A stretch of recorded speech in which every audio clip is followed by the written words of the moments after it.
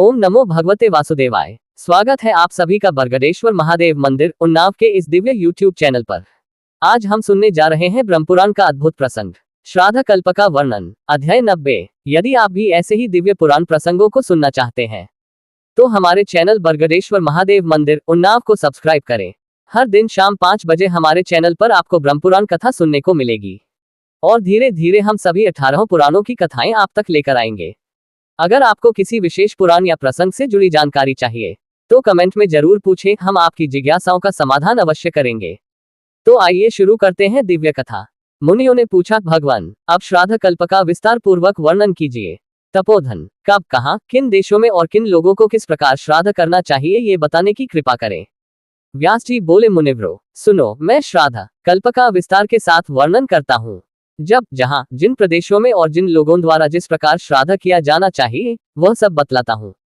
अपने कुलोचित धर्म का पालन करने वाले ब्राह्मण, क्षत्रिय और वैश्यों को उचित है कि वे अपने अपने वर्ण के अनुरूप वेदोक्त विधि से मंत्रोच्चारण पूर्वक श्राद्ध का अनुष्ठान करें। स्त्रियों और शूद्रों को ब्राह्मण की आज्ञा के अनुसार मंत्रोच्चारण के बिना ही विधिवत श्राद्ध करना चाहिए। उनके लिए अग्नि में होम आदि वर्जित है।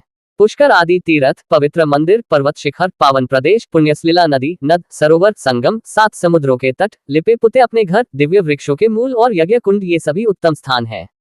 इन सब में श्राद्ध करना चाहिए। अब श्राद्ध के लिए वर्जित स्थान बतलाता हूँ।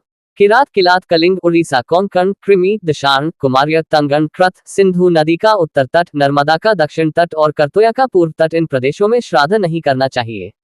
प्रत्येक मास की अमावस्या और पूर्णिमा को श्राद्ध के योग्य काल बताया गया है। नित्य श्राद्ध में विश्वदेवों का पूजन नहीं होता। नैमित्तिक श्राद्ध विश्वदेवों के पूजन पूर्वक होता है। नित्य, नैमित्तिक और काम्य, ये 3 प्रकार के आदि माने गए हैं। इन तीनों का प्रतिवर्ष अनुष्ठान करना चाहिए। जातकर्म आदि संस्कारों के अवसर पर आभ्युदयिक श्राद्ध भी करना उचित है। उसमें युग्म ब्राह्मणों को निमंत्रित करने का विधान है। आभ्युदयिक श्राद्ध माता से आरंभ होता है। जब सूर्य कन्या राशि पर जाते हैं तब कृष्ण पक्ष के 15 दिनों तक पार्वन की विधि से श्राद्ध करना चाहिए। प्रतिपदा को श्राद्ध करने से धन की प्राप्ति होती है। द्वितीया संतान देने वाली है। तृतीया पुत्र प्राप्ति की अभिलाषा पूर्ण करती है। चतुर्थी शत्रु का नाश करने वाली है। पंचमी को श्राद्ध करने से मनुष्य लक्ष्मी को प्राप्त करता है और षष्ठी को श्राद्ध करके वह पूजनीय होता है। सप्तमी को गणों का आधिपत्य, अष्टमी को उत्तम बुद्धि, नौमी को स्त्री, दशमी को मनोरथ की पूर्णता और एकादशी को श्राद्ध करने से मनुष्य संपूर्ण वेदों को प्राप्त करता है। द्वादशी को पितरों की पूजा करने वाला मानव विजय लाभ करता है। त्रयोदशी को श्रद्धा सहित श्राद्ध करने वाला पुरुष संतान वृद्धि, पशु, मेधा, स्वतंत्रता, उत्तम पुष्टि, दीर्घायु अथवा ऐश्वर्य का भागी होता है, इसमें तनिक भी संदेह नहीं है। जिसके पितर युवावस्था में ही मृत्यु को प्राप्त हुए अथवा शस्त्र द्वारा आरे गए हों, वे उन पितरों को तृप्त करने की इच्छा से चतुर्दशी तिथि को श्रद्धापूर्वक श्राद्ध करें। जो पुरुष पवित्र होकर अमावस्या को यत्नपूर्वक श्राद्ध करता है वह संपूर्ण कामनाओं तथा अक्षय स्वर्ग को प्राप्त करता है।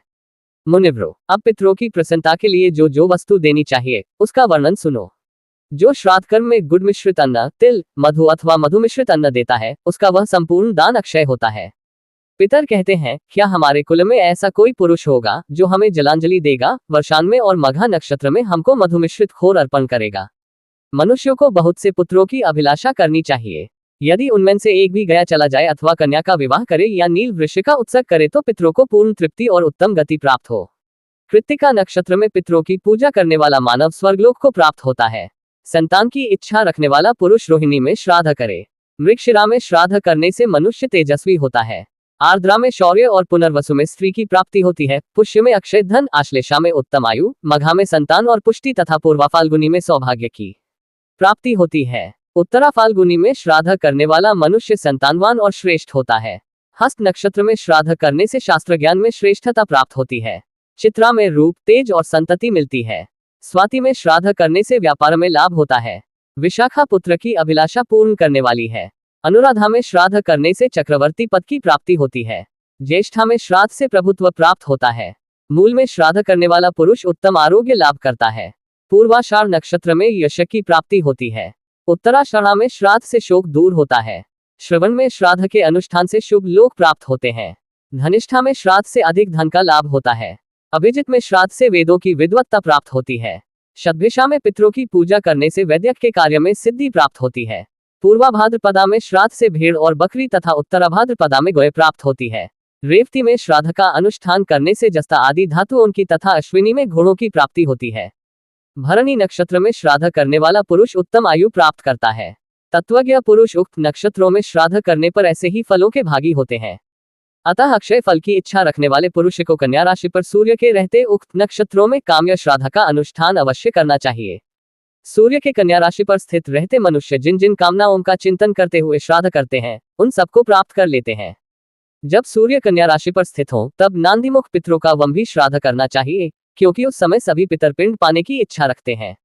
जो राजसूय और अश्वमेध यज्ञों का दुर्लभ फल प्राप्त करना वम चाहता हो उसे कन्या राशि पर सूर्य के रहते जल, शाक और मूल आदि से भी पितरों की पूजा अवश्य करनी चाहिए। उत्तरा फाल्गुनी और हस्त नक्षत्रों पर सूर्यदेव के स्थित रहते जो भक्तिपूर्वक पितरों का है, उस समय यमराज की आज्ञा से पितरों की पुरी तब तक खाली रहती है जब तक कि सूर्य वृश्चिक जब कोई श्राद्ध नहीं करता, तब देवताओं से सांसें लेते हुए अपनी पुरी को लौट जाते हैं। से पूजन करता है, उसका स्वर्गलोक में निवास होता राशि पर मौजूद रहते हैं। वृश्चिक बीत जाने पर भी पितर मनुष्य को दुसह शाप देकर खेदपूर्वक लंबी अष्टका, मनवंतरा तथा अनवष्टका तिथियों को भी श्राद्ध करना चाहिए।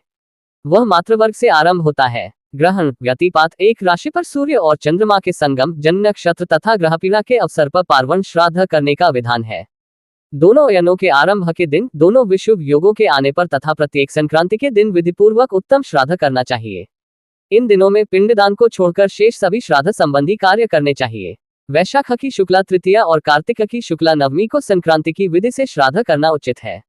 भादों की त्रयोदशी और माघ की अमावस्या को खीर से श्राद्ध करना चाहिए। जब कोई वेदविता एवं अग्निहोत्री श्रोत्रिय ब्राह्मण घर पर पधारे तब उसे एक ब्राह्मण के द्वारा भी विधिपूर्वक उत्तम श्राद्ध संपन्न करना चाहिए। जिस दिन साधु पुरुषों द्वारा प्रशंसित श्राद्ध के योग्य कोई वस्तु प्राप्त हो जाए उस दिन द्विजों को पार्वण की विधि से श्राद्ध करना चाहिए। माता और पिता की मृत्यु के दिन प्रतिवर्ष एकोद्दिष्ट श्राद्ध करना चाहिए। यदि पिता के भाई अथवा अपने बड़े भाई की मृत्यु हो गई हो और उनके कोई पुत्र नहीं हो तो उनके लिए भी निधन तिथि को प्रतिवर्ष एकोद्दिष्ट श्राद्ध करना उचित है। पार्वण श्राद्ध में पहले विश्वदेवों का आवाहन और पूजन होता है, किंतु एकोद्दिष्ट में ऐसा नहीं होता। देव कार्य में 2 और पितृकार्य में 3 ब्राह्मणों को निमंत्रित करना चाहिए अथवा दोनों में एक एक ब्राह्मण को ही निमंत्रित करे। इसी प्रकार मातामहों के श्राद्ध कार्य में भी समझना चाहिए। जो हल्का मरा हो उसके लिए सदा बाहर जल के समीप पृथ्वी पर तिल और कुश सहित पिंड और जल देना चाहिए। मृत्यु के तीसरे दिन प्रेत का अस्थि चयन करना उचित है। घर में किसी की मृत्यु होने पर ब्राह्मण 10 दिनों में, क्षत्रिय 12 दिनों में, वैश्य 15 दिनों में और शूद्र 1 मास में शुद्ध होता है। सूतक निवृत्त हो जाने पर घर में एकोद्दिष्ट श्राद्ध करना बताया गया है। 12वें दिन 1 मास पर, फिर 1.5 मास पर तथा उसके बाद प्रतिमास 1 वर्ष तक श्राद्ध करना चाहिए।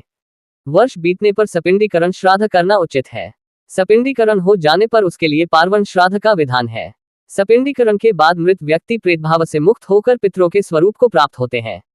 पितर 2 प्रकार के हैं, अमूर्त और मूर्तिमान। नांदीमुख नाम वाले पितर अमूर्त होते हैं और पार्वण श्राद्ध के पितर मूर्तिमान बताए गए हैं।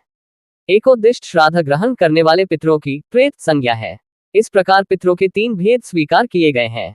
मुनियों ने पूछा, द्विज श्रेष्ठ, मरे हुए पिता आदि का सपिंडीकरण श्राद्ध कैसे करना चाहिए, यह में हमें विधि पूर्वक बताइए। व्यास जी बोले, ब्राह्मणों, मैं सपिंडीकरण श्राद्ध की विधि बतलाता हूँ, सुनो। सपिंडीकरण श्राद्ध विश्वदेवों की पूजा से रहित होता है। इसमें एक ही अर्घ्य और एक ही पवित्रक का विधान है। अग्निकरण और आवाहन की क्रिया भी इसमें नहीं होती। सपिंडीकरण में अपसव्य होकर अयुग्म ब्राह्मणों को भोजन कराना चाहिए। इसमें जो विशेष का क्रिया है उसका वर्णन करता हूँ, एकाग्रचित्त होकर सुनो। सपिंडीकरण में तिल, चंदन और सज्जल से युक्त 4 पात्र होते हैं। उनमें से 3 तो पितरों के लिए रखे और एक प्रेत के लिए। प्रेत के पात्र से अर्घ्य जल लेकर ये समाना समनसह इत्यादि मंत्र का जप करते हुए पितरों के तीनों पात्रों में छोड़ना चाहिए। शेष कार्य अन्य श्राद्धों की है भांति करना चाहिए। स्त्रियों के लिए भी इसी प्रकार एकोद्दिष्ट का विधान है। यदि पुत्र न हो तो स्त्रियों का सपिंडीकरण नहीं होता। पुरुषों को उचित है कि वे स्त्रियों के लिए भी प्रतिवर्ष उनकी मृत्यु तिथि को एकोद्दिष्ट श्राद्ध करें। पुत्र के अभाव में सपिंड और सपिंड के अभाव में सहोदक इस विधि को पूर्ण करें। जिसके कोई पुत्र न हो उसका श्राद्ध उसके दोहित्र कर सकते हैं। पुत्र का विधि से ब्याही हुई कन्या के पुत्र तो अपने नाना आदि का श्राद्ध करने के अधिकारी हैं ही। जिनकी द्वयामुष्यायन संज्ञा है, ऐसे पुत्र नाना और बाबा दोनों का नैमित्तिक श्राद्धों में भी विधिपूर्वक पूजन कर सकते हैं। कोई भी न हो तो स्त्रियां ही अपने पतियों का मंत्रोच्चारण किए बिना श्राद्ध कर सकती हैं। वे भी न हो तो राजा मृतक के सजातीय मनुष्य द्वारा दाह आदि समस्त क्रियाएं पूर्ण कराए, क्योंकि राजा सब वर्णों का बंधु होता है। ब्राह्मणों, सपिंडीकरण के बाद पिता के जो प्रपितामह हैं वे लेपभाग भोजी पितरों की श्रेणी में चले जाते हैं। उन्हें पितृपिंड पाने का अधिकार नहीं रहता। उनसे आरंभ करके 4 पीढ़ी ऊपर के पितर जो अब तक पुत्र के लेपभाग का अन्न ग्रहण करते थे, उसके संबंध से रहित हो जाते हैं। अब उनको लेपभाग का अन्न पाने का अधिकार नहीं रहता। वे संबंधहीन अन्न का उपभोग करते हैं। पिता, पितामह और प्रपितामह, इन 3 पुरुषों को पिंड का अधिकारी समझना चाहिए। इनसे भिन्न अर्थात पितामह के पितामह से लेकर ऊपर के जो 3 पीढ़ी के पुरुष हैं, वे लेपभाग के अधिकारी हैं। इस प्रकार 6 ये और 7वां यजमान सब मिलकर 7 पुरुषों का घनिष्ठ संबंध होता है, ऐसा मुनियों का कथन है। ये संबंध यजमान से लेकर ऊपर के लेपभाग भोजी पितरों तक माना जाता है। इनसे ऊपर के सभी पितर पूर्वज कहलाते हैं। पूर्वजों में से जो नरक में निवास करते हैं, जो पशु पक्षी की योनि में पड़े हैं तथा जो भूत आदि के रूप में स्थित हैं, उन सबको विधिपूर्वक श्राद्ध करने वाला यजमान तृप्त करता है। जिससे जिसकी तृप्ति होती है वो बतलाता हूँ, सुनो। मनुष्य पृथ्वी पर जो अन्न बिखेरते हैं, उससे पिशाच योनि में पड़े हुए पितरों की तृप्ति होती है। स्नान के वस्त्र से जो जल पृथ्वी पर टपकता है, उससे वृक्ष योनि में पड़े हुए पितर तृप्त होते हैं। नहाने पर अपने शरीर से जो जल के कण पृथ्वी पर गिरते हैं, उनसे न उन पितरों की तृप्ति होती है जो देवभाव को प्राप्त हुए हैं। पिंडों के उठाने पर जो जल के कण पृथ्वी पर गिरते हैं, उनसे पशु पक्षी की योनि में पड़े हुए पितरों की तृप्ति होती है। कुल में जो बालक दांत निकलने के पहले दाह आदि कर्म के अंधिकारी रहकर मृत्यु को प्राप्त होते हैं, वे सम्माजन के जल का आहार करते हैं। ब्राह्मण लोग भोजन करके जो हाथ मुंह धोते हैं और चरणों का प्रक्षालन करते हैं, उस जल से अन्यान्य पितरों की तृप्ति होती है। ब्राह्मणों, इस प्रकार विधिपूर्वक श्राद्ध करने वाले पुरुषों के जो पितर दूसरी योनियों में चले गए हैं, वे भी यजमान और ब्राह्मणों के हाथ से बिखरे हुए अन्न और जल के द्वारा पूर्ण तृप्त होते हैं। मनुष्य अन्यायोपार्जित धन से जो श्राद्ध करते हैं, उससे चांडाल आदि योनियों में पड़े हुए पितरों की तृप्ति होती है। इस प्रकार यहाँ श्राद्ध करने वाले भाई बंधुओं के द्वारा जो अन्न और जल पृथ्वी पर डाले जाते हैं, उनके द्वारा बहुत से पितर तृप्त होते हैं। अतः मनुष्य को उचित है कि वह पितरों के प्रति भक्ति रखते हुए शाकमात्र के द्वारा भी विधिपूर्वक श्राद्ध करे। श्राद्ध करने वाले लोगों के कुल में कोई दुख नहीं भोगता। श्राद्ध का दान संयमी, अग्निहोत्री, शुद्ध चरित्र, विद्वान एवं विशेषतः श्रोत्रिय ब्राह्मण को देना चाहिए। त्रिनाचिकेत, त्रिमधु, त्रिसुपर्ण, शंगवेता, माता पिता का भक्त, भांजा, सामवेद का ज्ञाता, ऋत्विक, पुरोहित, आचार्य, उपाध्याय, मामा, श्वशुर, साला, संबंधी, मंडल ब्राह्मण का पाठ करने वाला, पुराणों का तत्वज्ञ, संकल्पहीन, संतोषी और प्रतिग्रह न लेने वाला, ये श्राद्ध में सम्मिलित करने योग्य पंक्तिपावन ब्राह्मण है। ऊपर बताए हुए श्रेष्ठ द्विजों को देवयज्ञ अथवा श्राद्ध में एक दिन पहले ही निमंत्रण देना चाहिए। उसी समय से ब्राह्मणों तथा श्राद्धकर्ता को भी संयम से रहना चाहिए। जो श्राद्ध में दान देकर अथवा श्राद्ध में भोजन करके मैथुन करता है, उसके पितर 1 मास तक वीर्य में शयन करते हैं। जो स्त्री सहवास करके श्राद्ध करता अथवा श्राद्ध में भोजन करता है, उसके पितर उसी के वीर्य और मूत्र का 1 मास तक आहार करते हैं। इसलिए विद्वान पुरुष को एक दिन पहले ही ब्राह्मणों के पास निमंत्रण भेजना चाहिए। यदि पहले ली ब्राह्मण न मिल सके तो श्राद्ध के दिन भी निमंत्रण किया जा सकता है, परंतु स्त्री प्रसंगी ब्राह्मणों को कदापि निमंत्रित न करे। यदि समय पर भिक्षा के लिए संयमी यति स्वयं पधारे हो तो उन्हें भी नमस्कार आदि के द्वारा प्रसन्न करके संयत चित्त से अवश्य भोजन कराए। विद्वान पुरुष श्राद्ध में योगियों को भी भोजन कराए, क्योंकि पितरों का आधार योग है, अतः योगियों का सदा पूजन करना चाहिए। यदि हजारों ब्राह्मणों में एक भी योगी हो तो वह जल से नौका की भांति यजमान और श्राद्धभोजी ब्राह्मणों को भी तार देता है। इस विषय में ब्रह्मवादी विद्वान पितरों की गाई हुई एक गाथा का गान करते हैं। पूर्व काल में राजा पुरुरवा के पितरों ने उसका गान किया था। वह गाथा इस प्रकार है, हमारी वंश परंपरा में कब किसी को ऐसा श्रेष्ठ पुत्र प्राप्त होगा जो योगियों को भोजन कराने से बचे हुए अन्न को लेकर पृथ्वी पर हमारे लिए पिंड देगा, अथवा गया में जाकर पिंड दान करेगा, या हमारी तृप्ति के लिए सामयिक शाक, तिल, घी और खिचड़ी देगा, अथवा त्रयोदशी तिथि और मघा नक्षत्र में विधिपूर्वक श्राद्ध करेगा और दक्षिणायन में हमारे लिए मधु और घी से मिली हुई खीर देगा। इसलिए संपूर्ण कामनाओं की सिद्धि तथा पाप से मुक्ति चाहने वाले प्रत्येक मनुष्य को उचित है कि वह भक्तिपूर्वक पितरों की पूजा करे। श्राद्ध में तृप्त किए हुए पितर मनुष्यों के लिए वसु, रुद्र, आदित्य, नक्षत्र, ग्रह और तारों की प्रसन्नता का संपादन करते हैं। इतना ही नहीं, वे आयु, प्रजा, धन, विद्या, स्वर्ग, मोक्ष, सुख तथा राज्य भी देते हैं। देहरों को पूर्वाहन की अपेक्षा अपराहन अधिक प्रिय है। घर पर आए हुए ब्राह्मणों का स्वागत पूर्वक पूजन करके उन्हें पवित्र युक्त हाथ से आचमन कराने के पश्चात आसनों पर बिठाए, फिर विधिपूर्वक श्राद्ध करके उन श्रेष्ठ ब्राह्मणों को भोजन कराने के पश्चात शक्तिपूर्वक प्रणाम करे और प्रिय वचन कहकर विदा करे। दरवाजे तक उन्हें पहुंचाने के लिए पीछे पीछे जाए और उनकी आज्ञा लेकर लौटे। तदनंतर नित्य क्रिया करे और अतिथियों को भोजन कराए। किन्हीं किन्हीं श्रेष्ठ पुरुषों का विचार है कि यह नित्य कर्म भी पितरों के ही उद्देश्य से होता है। दूसरे लोगों का कहना है कि इससे पितरों का कोई संबंध नहीं है, शेष कार्य सदा की भांति करे। किन्हीं किन्हीं का मत है कि पितरों के लिए पृथक पाक बनाकर श्राद्ध करना चाहिए। कुछ लोगों का विचार है कि ऐसा न करके पहले बने हुए पाक से ही अन्न लेकर सब कार्य पूर्ववत करना चाहिए। तदनंतर श्राद्धकर्ता मनुष्य अपने भृत्य आदि के साथ अवशिष्ट अन्न भोजन करे। धर्मज्ञ पुरुष को इसी प्रकार एकाग्रचित होकर पितरों का श्राद्ध करना चाहिए और जिस प्रकार ब्राह्मणों को संतोष हो वैसी चेष्टा करनी चाहिए। अब मैं श्राद्ध में त्याग देने योग्य अधम ब्राह्मणों का वर्णन करता हूँ। मित्रद्रोही, खराब नखों वाला, नपुंसक, काय क्षय का रोगी, कोड़ी, व्यापारी, काले दांतों वाला, गंजा, काना, अंधा, बहरा, जड, गुंगा, पिंगू, हिजड़ा, खराब चमड़े वाला, हीनांग, लाल आंखों वाला, कुबड़ा, बौना, विकराल, आलसी, मित्र के प्रति शत्रुभाव रखने वाला, कलिंकित कुल में उत्पन्न पशु पालन करने वाला, अच्छी आकृति से हीन, परिवृत्ति, छोटे भाई के विवाहित होने पर भी स्वयं अविवाहित रहने वाला, परिवेता, बड़े भाई के ब्याह से पहले ही विवाह कर लेने वाला, परिवेदनिका, बड़ी न का वर्णन, बहन के विवाह के पहले ही ब्याह करने वाली स्त्री का पुत्र, शूद्र जातीय स्त्री का स्वामी और उसका पुत्र ऐसे ब्राह्मण श्राद्ध भोजन के अधिकारी नहीं है।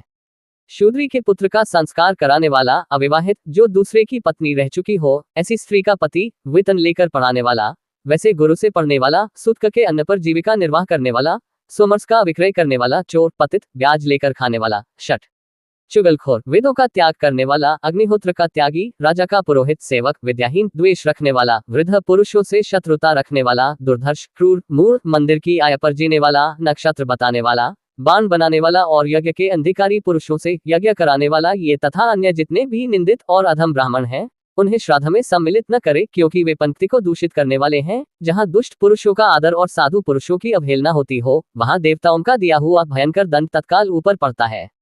जो शास्त्र न विधि की अवहेलना करके मूर्ख को भोजन कराता नम है, वह दाता प्राचीन धर्म का त्याग करने के कारण नष्ट हो जाता है। जो अपने आश्रय में रहने वाले ब्राह्मण का परित्याग करके दूसरे को बुलाकर भोजन कराता है, वह दाता उस ब्राह्मण के शोकोच्छ्वास की आग में दग्ध होकर नष्ट हो जाता है। वस्त्र के बिना कोई क्रिया, यज्ञ, वेदाध्ययन और तपस्या नहीं होती। अतः श्राद्धकाल में वस्त्र का गुदान विशेष रूप से करना चाहिए। जो रेशमी, सूती और बिना कटा हुआ वस्त्र श्राद्ध में देता है, वह उत्तम भोगों को प्राप्त करता है। जैसे बहुत सी गौ में बछड़ा अपनी माता के पास पहुंच जाता है, उसी प्रकार श्राद्ध में ब्राह्मणों का भोजन किया हुआ अन्न जीव के पास, वह जहां भी रहता है, पहुंच जाता है। नाम, गोत्र और मंत्र, ये अन्न को वहां ढोकर नहीं ले जाते, अपितु मृत्यु को प्राप्त हुए जीवोत्क को तृप्ति पहुंचती है, वे श्राद्ध से तृप्ति लाभ करते हैं। देवताभ्यः पितृभ्यश्च महायोगीभ्यः एवच नमः स्वाहाय स्वधाय नित्यमेव नमो नमः। इस मंत्र का श्राद्ध के आरंभ और अंत में 3 बार जप करे। पिंडदान करते समय भी एकाग्रचित होकर इसका जप करना चाहिए। इससे पितर शीघ्र ही आ जाते हैं और राक्षस भाग खड़े होते हैं तथा तीनों लोकों के पितर तृप्त होते हैं। यह मंत्र पितरों को तारने वाला है। श्राद्ध में रेशम, सन अथवा कपास का नया सूत देना चाहिए। ऊन अथवा पाट का सूत्र वर्जित है। विद्वान पुरुष जिसमें कोर न हो, ऐसा वस्त्र फटा होने पर भी श्राद्ध में न दे, क्योंकि उससे पितरों को तृप्ति नहीं होती और दाता के लिए भी अन्याय का फल प्राप्त होता है। पिता आदिमैन से जो जीवित हो उसको पिंड नहीं देना चाहिए, अपितु उसे विधि पूर्वक उत्तम अन्न भोजन कराना चाहिए। भोग की इच्छा रखने वाला पुरुष श्राद्ध के पश्चात पिंड को अग्नि में डाल दे और जिसे पुत्र की अभिलाषा हो वह मध्यम अर्थात पितामह के पिंड को मंत्रोच्चारण पूर्वक अपनी पत्नी के हाथ में दे दे और पत्नी उसे खा ले। जो उत्तम कांति की इच्छा रखने वाला हो वह श्राद्ध के अनंतर सब पिंड गौन को खिला दे। बुद्धि, यश और कीर्ति चाहने वाला पुरुष पिंडों को जल में डाल दे। दीर्घायु की अभिलाषा वाला पुरुष उसे कौन को दे दे। कुमारशाला की इच्छा रखने वाला मनुष्य वह पिंड मुर्गों को दे दे। कुछ ब्राह्मण ऐसा कहते हैं कि पहले ब्राह्मणों से पिंड उठाओ, ऐसी आज्ञा ले ले, उसके बाद पिंडों को उठाए। अतः ऋषियों की बताई हुई विधि के अनुसार श्राद्ध का अनुष्ठान करे, अन्यथा दोष लगता है और पितरों को भी नहीं मिलता। जौ, धान, तिल, गेहूं, मूंग, सावा, सरसों का तेल, तिन्नी का चावल और कंगनी आदि से पितरों को तृप्त करे। आम, अमरा, बेल, अनार, बिजौरा, पुराना आंवला, खीर, नारियल, फालसा, नारंगी का, खजूर, अंगूर, नीलकैथ, परवल, चिरौंजी, बेर, जंगली बेर, इंद्रजौ और भतुआ, इन फलों को श्राद्ध में यत्नपूर्वक लेना चाहिए। गुड़, शक्कर, खानर, गाय का दूध, दही, घी, तिल का तेल, सेंधानम पवित्र सुगंध, चंदन, अर्गजा तथा केसर भी पितरों को निवेदन करे। सामयिक शाक, चौलाई, बथुआ, मूली तथा जंगली साग श्राद्ध में देने योग्य है।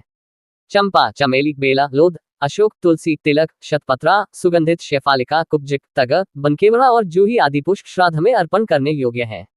कमल, कुमुद, पद्म, पुंडरीक, इंदिवर, कोकद और कहार भी पितरों को निवेदन करे। गूगल, चंदन, श्रीवास, बेल, अगर तथा ऋषिगुगुल ये पितरों के योग्य धूप है। चना और मसूर श्राद्ध में वर्जित है। स्त्री ऊंटनी और भेड़ के दूध, दही और घी का परित्याग करे। ताड़, वरुमा, कांकोल, बहुपत्रा, शिवलिंगी, अर्जुनी फल, नींबू, रक्तबिल्व और साल के फल का भी श्राद्ध में त्याग करे। पितृकर्म में कस्तूरी, गोरोचन, पद्मचिंदन, कालेयक, काली अगर, हींग, अजवान और लोहबान की गंध वर्जित है। पालक का साग, बड़ी इलायची, चिरायता, शलजम, गाजर, अमलोनी का साग, चुका का साग, चने की पत्ती का साग, पहाड़ी कंद, सोवा, सौंफ, पटुआ साग, गंधशुका, बाराहीकंद, हलभृत्य, सरसों, प्याज, लहसुन, शकरकंद, भैंसाकंद, जिमीकंद तथा समुद्र और झील से उत्पन्न होने वाला नमक, ना, सुथनी, लौकी, पेहतल, कुम्हड़ा, मिर्च, सौंठ, ना, पीपल, बैंगन, केवांच, बहेड़ा, कच्चे गेहूं का अर्क पर सत्तू, बासी अन्न, हींग, कचनार और सहेजन, इन सब वस्तुओं का श्राद्ध में उपयोग न करे। जो का अत्यंत खट्टा, अधिक चिकना, सूक्ष्म, बहुत देर का बना हुआ और नीरस हो तथा जिसमें से ख मदिरा की सी गंध आती हो, ऐसे पदार्थों को श्राद्ध में न दे। चिरायता, नीम, राई, धनिया, तरबूज और अमलबेद भी श्राद्ध में वर्जित है। अनार, छोटी इलायची, नारंगी, अदरक, इमली, अमड़ा और नेपाली धनिया का श्राद्ध में उपयोग करना चाहिए। खीर, सेमर, मूंग, लड्डू, पानक, रसाल, आम और गोदुग्ध को भी श्राद्ध में भक्तिपूर्वक देना चाहिए। जो भी स्वादिष्ट एवं स्निग्ध खाद्य पदार्थ हो, उनका श्राद्ध में उपयोग करना चाहिए। वह जिनमें खटाई और कड़ुआपन कम हो, ऐसी ही वस्तुओं का उपयोग करना उचित है। अधिक खट्टे, अधिक नमकीन और अधिक कड़वे पदार्थ असुरों के भोजन हैं, अतः उनको दूर से ही त्याग दे। मीठे, स्नेहयुक्त, थोड़े चरपरे और थोड़े खट्टे स्वादिष्ट पदार्थ देवताओं के भोजन हैं, अतः उन्हीं का श्राद्ध में उपयोग करे। श्राद्ध में निषिद्ध वस्तु भोजन कराने वाला मनुष्य रौरव नरक में पड़ता है। अभक्ष्य वस्तुएं ब्राह्मणों को कदापि न दे। बरन की पत्ती का साग, जंभीरी, नींबू, सहजन, कचनार, खली, मसूर, गाजर, सन की पत्ती का साग, कोदो, तालमखाना, चुका का साग, कम्बुक, पद्मकाठ का फल, लौकी, ताड़ी और ताड़ वृक्ष के फल का श्राद्ध में भोजन कराने से मनुष्य नरक में पड़ता है। जो पितरों के लिए उक्त निषिद्ध वस्तुएं अर्पित करता है, वह उन पितरों के साथ ही पिताजी नामक नरक में गिरता है। यदि अनजान में या प्रमादवश एक बार इन निषिद्ध वस्तुओं का भक्षण कर ले तो उसके दोष की निवृत्ति के लिए प्रायश्चित करना आवश्यक है। 7 दिनों तक क्रमशः फल, मूल, दूध, दही, तक्र, गोमूत्र और जौ की लपसी खाकर रहे। इस प्रकार ब्राह्मणों और विशेषतः भगवान विष्णु के भक्तों को उचित है कि वे एक बार भी निषिद्ध आचरण कर लेने पर इस प्रकार शरीर की शुद्धि करें। ऊपर बताई हुई निषिद्ध वस्तुओं का अवश्य त्याग करें।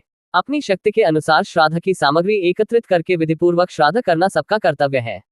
जो अपने वैभव के अनुसार इस प्रकार विधिपूर्वक श्राद्ध करता है, वह मानव ब्रह्मा से लेकर कीट पर्यंत संपूर्ण जगत को तृप्त कर देता है। मुनियों ने पूछा, ब्राह्मण जिसके पिता तो जीवित हो किंतु पितामह और प्रपितामह की मृत्यु हो गई हो, उसे किस प्रकार श्राद्ध करना चाहिए, यह विस्तार पूर्वक बतलाइए। व्यास जी बोले, पिता जिनके लिए श्राद्ध करते हैं, उनके लिए स्वयं पुत्र भी श्राद्ध कर सकता है। ऐसा करने से लौकिक और वैदिक धर्म की हानि नहीं होती। मुनियों ने पूछा, विप्रवर जिसके पिता की मृत्यु हो गई हो और पितामह जीवित हो, उसे किस प्रकार श्राद्ध करना चाहिए, ये बताने की कृपा करें। व्यास जी बोले, पिता को तो पिंड दे, पितामह को प्रत्यक्ष भोजन कराइए और प्रपितामह को भी पिंड दे दे। यही शास्त्रों का निर्णय है। मरे हुए को पिंड देने और जीवित को भोजन कराने का विधान है। उस अवस्था में सपिंडीकरण और पार्वण श्राद्ध नहीं हो सकता। जो मनुष्य श्राद्ध संबंधी विधि का पालन करता है, वह आयु, धन और पुत्रों के साथ ही वृद्धि को प्राप्त होता है, इसमें तनिक भी संदेह नहीं है। जो श्राद्ध के समय इस पितृमेध विषयक अध्याय का पाठ करता है, उसके दिए हुए अन्न को पितरलोक 3 युगों तक खाते रहते हैं। इस प्रकार मैंने यहाँ श्राद्ध कल्प का वर्णन किया। यह पापों का नाश और पुण्यों की वृद्धि करने वाला है।